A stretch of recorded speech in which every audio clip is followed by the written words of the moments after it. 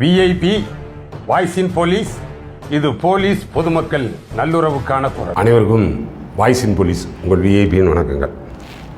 அப்புறம் இந்த பதிவில் இந்த ஹோம் கார்டு குறித்து சில அப்டேட் பார்ப்போம். அது இப்போ அந்த home card southern state home card welfare association Tamil Nadu unit அது சார்பாக அந்த சுப்ரீம் கோர்ட்டில் ஒரு வழக்கு இருக்குது. முந்தைய பல பதிவுகளில் போட்டிருந்தோம். இதற்கு முன்பாக அது 3/2/2025 அது பட்டியலிடப்பட்டிருந்தது. அன்னைக்கு டேட்டுக்கு 5/3/2025 நேற்றைக்கு டேட்டுக்கு அது ஒத்தி வைக்கப்பட்டது. நேற்றும் கூட அது லிஸ்ட் ஆயிருந்துச்சு. ஐட்டம் நம்பர் 41 அப்படின்னு லிஸ்ட் ஆயிருந்துச்சு. பட் ரீச் ஆகலை. அதனைத் தொடர்ந்து இப்போ 18/3/2025 அந்த டேட்டுக்கு அது மறுபடியும் ஹியரிங் ஆகிருக்கு. அது தெரிஞ்சுக்குங்க. இதுக்கு இடையில் 3/12/2024 இதே southern state home card welfare association Tamil Nadu unit சார்பாக ஹானரபிள் ஹோம் மினிஸ்டருக்கு அவங்க ஒரு லெட்ரு ஒன்று எழுதினாங்க. அது என்னென்னா, அந்த ஹோம் கார்டினுடைய ஜாப் செக்யூரிட்டி, அவர்களுக்கான அந்த சம்பளம் என்ஹான்ஸ்மெண்ட்டு, டியூட்டி கால் அவுட் என்ஹான்ஸ் பண்ணி கொடுக்கணும் அப்படின்றத வச்சு அது எதன் அடிப்படையில் இருக்குது அப்படின்னு சொன்னோம்னா, அவங்க திரும்ப திரும்ப சொல்கிறாங்கல்ல, அந்த ஹோம் கார்டு ஆக்ட் 1947 மற்றும் 1963 அதில் ஒரு சில மாற்றம் செய்யக்கூடிய அளவுக்கு, அமெண்ட்மெண்ட் கொண்டு வரக்கூடிய அளவுக்கு மத்திய மாநில அரசுகளுக்கு சில பரிந்துரை கொடுங்க, நீங்கள் சிபாரிசு கொடுக்கணும் அப்படின்னு சொல்லி யூனியன் ஹோம் மினிஸ்டருக்கு இந்த அசோசியேஷன் சார்பாக லெட்ரு எழுதியிருந்தாங்க. இப்போ அந்த லெட்ரு நீங்கள் அனுப்பிய லெட்ரு அந்த commandant general home card Tamil Nadu யூனிட்டுக்கு நாங்கள் கூடுதலான கவனம் பெறுவதற்கும் அவர்களது பரிந்துரைக்காகவும் நாங்கள் அனுப்பிச்சி வச்சுருக்கோம் அப்படின்னு சொல்லி இவங்களுக்கு ரிப்ளை கொடுத்துருக்காங்க. கடந்த 10/2/2025 ரிப்ளை வந்திருக்கு. பட் இவங்க தரப்பில் என்ன சொல்கிறாங்கன்னு சொல்லி பார்ப்போம். இது போக கடந்த 3/1/2025 இந்த 5வது போலீஸ் கமிஷன், அவர் ஓய்வு பெற்ற நீதிபதி திரு CT செல்வம் தலைமையிலானது. அவங்க அந்த 1200 பக்கம் கொண்ட அந்த பரிந்துரைகள் அதை முதல்வர்கிட்ட கொடுத்தாங்க.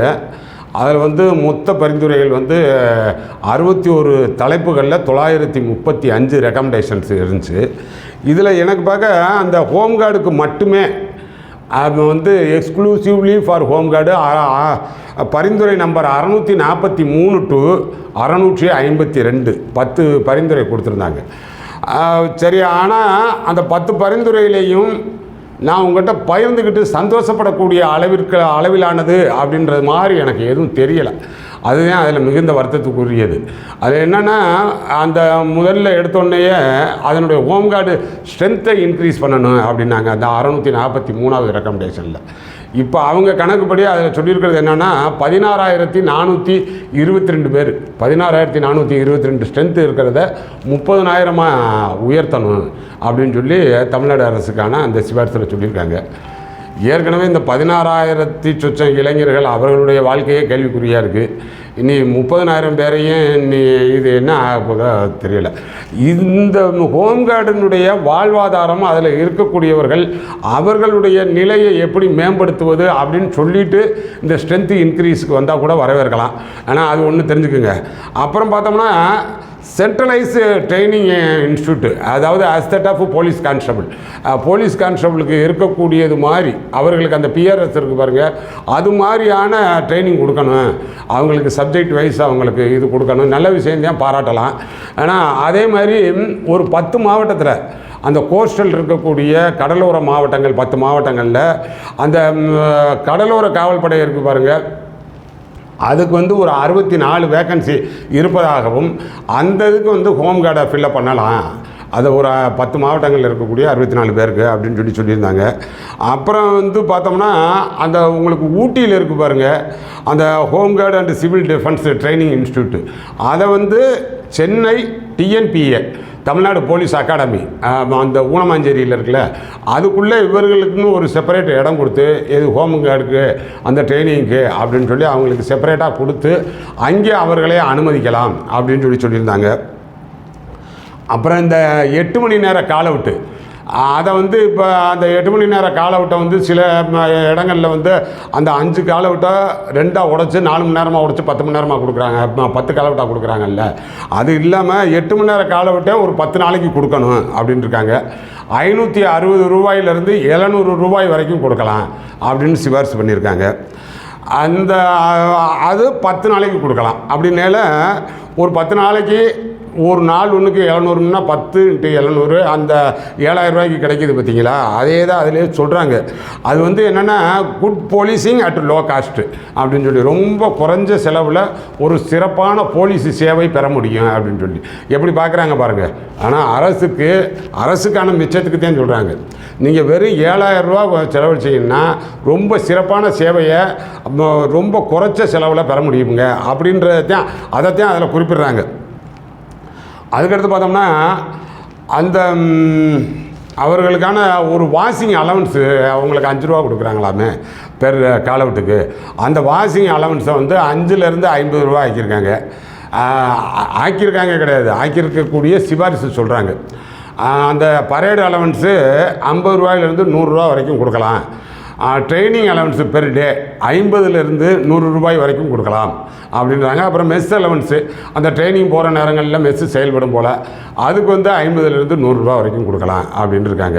அதே மாதிரி அந்த தமிழ்நாடு ஹோம்கார்டு வெல்ஃபேர் பெனாஃபினியல் ஃபண்டு அதில் இருந்து அந்த பணியில் இருக்கும்போது மரணம் அடைஞ்சவங்களுக்கு ஏற்கனவே 15,000 ரூபா கொடுத்துக்கிட்டு இருந்ததை இப்போ 1 லட்ச ரூபா கொடுக்கலாம்.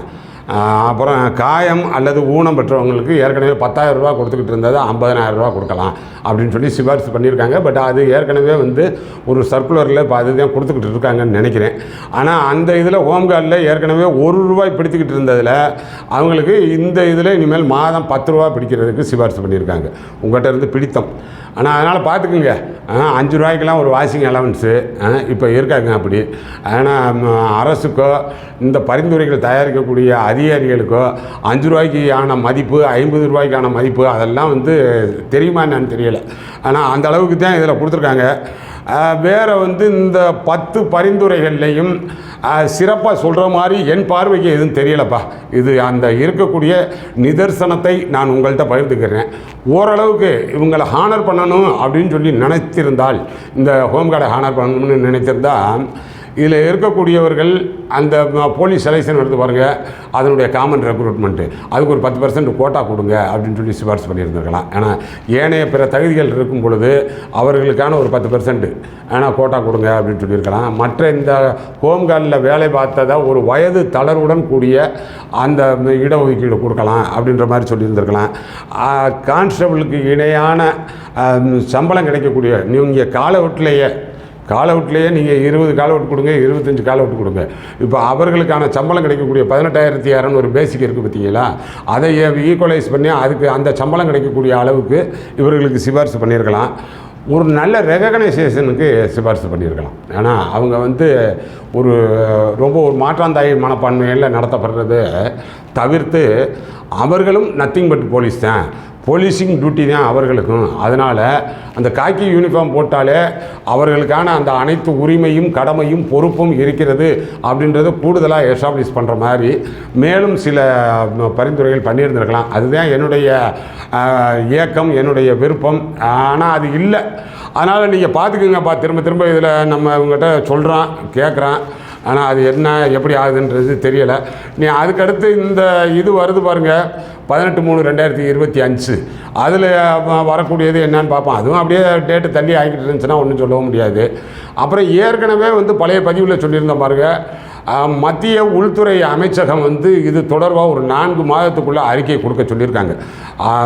த்ரூ அவுட்டு கம்ப்ளீட்டு இந்தியா ஃபுல்லாக பார்த்து ஒவ்வொரு மாநிலத்திலும் இருக்கக்கூடிய அந்த டிஸ்கிரிபன்சி கலைந்து ஒரே அளவுக்கு கொண்டு வர முடியுமா அப்படின்னு சொல்லி பார்க்க சொல்லியிருக்காங்க.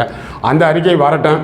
அதனால் இப்போதைக்கு சிறப்பாகவும் மன மகிழ்ச்சியாகவும் உங்கள்கிட்ட பகிர்ந்து கொள்ளக்கூடிய அளவுக்கு ஹோம்கார்டு குறித்த தகவல் இல்லைன்றத என்னுடைய வருத்தத்துக்குரிய செய்தி. அதுபோக நீங்கள் இந்த சங்கம் அமைப்பு ரீதியாக கொஞ்சம் ஸ்ட்ரென்தன் ஆகிக்கலாம்ப்பா. இப்போ இந்த வழக்கே கூட சுப்ரீம் கோர்ட் அளவுக்கு அந்த southern states home guard welfare association Tamil Nadu unit எடுத்துகிட்டு போயிருக்காங்கன்னா அதெல்லாம் லேசான விஷயம் கிடையாது, நல்ல முன்னெடுப்பு தான். அது மாதிரி அமைப்பு ரீதியாக ஸ்ட்ரென்தன் ஆகிக்கோங்க, ஏதோ ஒரு கான்ட்ரிபியூட் பண்ணுங்கள். ஆனால் உங்களது இதை இப்போ போலீஸ்னால் போலீஸ் ஃபோர்ஸு இந்த அமைப்பு சங்கம் இதெல்லாம் வைக்க முடியாது. பட் உங்களுக்கு வந்து அந்த ஹோம்கார்டு ஆக்ட் 1947னாலும் சரி 1963 அதனாலும் சரி தடை கிடையாது. அது போகவே அந்த police forces restriction of rights act 1966 அதன்படியும் உங்களுக்கு தடை கிடையாது, நீ அனுமதிக்கப்படலாம். அதனால் அதன் மூலம்தான் கொஞ்சம் உங்களது அந்த உரிமை அது கொஞ்சம் எழுப்பலாம்னு நினைக்கிறேன். ஏன்னா ஒரு சில இடங்கள்லாம் வந்து அந்த ஏரியா கமாண்டர் ரொம்ப இல்ட்ரீட் பண்ணுறாங்க. சில நேரங்களில் பார்த்தோம்னா 4-5 மாதத்துக்கு சம்பளம் வர மாட்டுது. நீங்கள் இண்டிவிஜுவல் கேட்க முடியாது, அமைப்பு ரீதியாக லெட்ரு எழுதுகிறாங்க, எல்லாம் பண்ணுறாங்க. ஆனால் அந்த அமைப்பு ரீதியாக இருக்கக்கூடிய நிர்வாகிகள் தனிப்பட்ட ரீதியில் சில சங்கடங்களை சந்தித்தாலும் கூட தொடர்ந்து ஏதோ வந்து அந்த உரிமை குரலை எழுப்புகிறாங்க. அதனால் அந்த வகையில் கொஞ்சம் ஸ்ட்ரென்தன் ஆகிறதுக்கு பாருங்கள், அதுதான் என்னால் சொல்ல முடியும். ஏன்னா நீதிமன்ற ரீதியாகவும் சரி, உச்சநீதிமன்றம் தள்ளி போட்டுக்கிட்டே இருக்கு பார்த்தீங்களா, அந்த 5வது போலீஸ் கமிஷன் அதுலேயும் வந்து பெருசாக இல்லை, அரசாங்கமும் கூட அது வந்து பெருசாக கவனிக்க மாட்டேது. அப்போ என்னதான் செய்கிறது? அப்படின்னால இது ஒன்று இருக்கலாம். அதனால் இந்த சஜஷன் தான் என்னால் இப்போதைக்கு சொல்ல முடியுது. அடுத்தடுத்த நல்ல பதிவுகளில் பார்ப்போம். நம்மளுடைய சேனல் இன்னும் சப்ஸ்கிரைப் பண்ணலைன்னா சப்ஸ்கிரைப் பண்ணிக்கோங்க. வணக்கம்.